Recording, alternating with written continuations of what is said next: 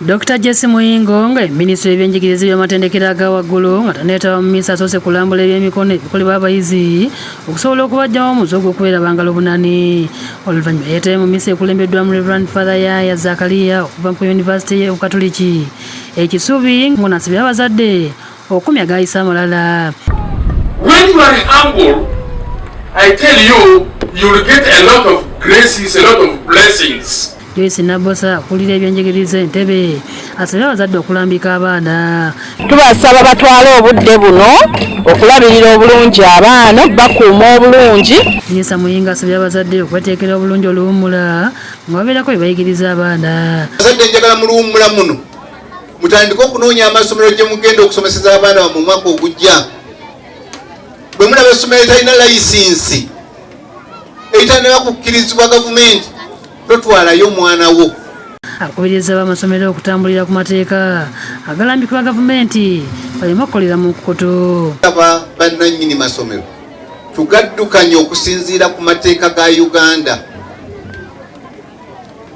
Strictly minimum requirements to open a school. Njagala ezo zibeere buli ssomero. Ancho Muhanji asabye abazadde akuwa abaana obudde nga bamu bafa ku mirimu. Saba okukuuma abaana bammwe butiribiri eno bwe mubakolera.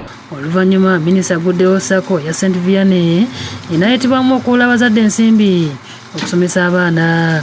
Ebyo nga biri bityo abasomerako ku ssomero lya gavumenti erya St. Peter's Lwanga Church of Uganda mu disitulikiti y'Empigi bateeseteese omukolo gw'okulidduukirira okutaasa embeera giririmu. Emmanuel Wakulira omukulu w'essomero lino ategeeza nga ebizimbe bino biri ebikadde nga byetaaga okuddaabirizibwa. Ebizimbe bino byazimbibwa nabadde nsomako mu byafaayo nga biri mu mwaka gwa 1942 ebimu ku biri wano ebirala biri mu 1903. Akulembeddwamu Paulo Jemba ne Patrick Muyanja nga batandikiddde mukola bulungi bwansi nga bali wamu n'abayizi ssaako n'abasomesa.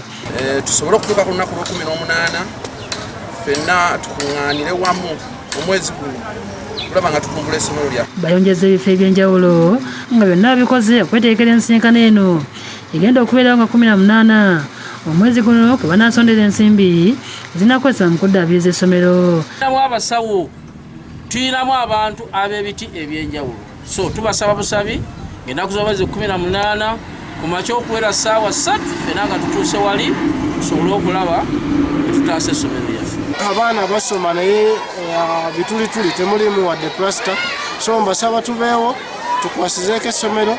Bategeeza nga bakola kino okwanukula omulanga ogw'abasomesa ssaako n'abayizi. Nga tufunye ejjambe eddene okusobola okuzzaawo ebizimbe byaffe ebyagaana okutuuka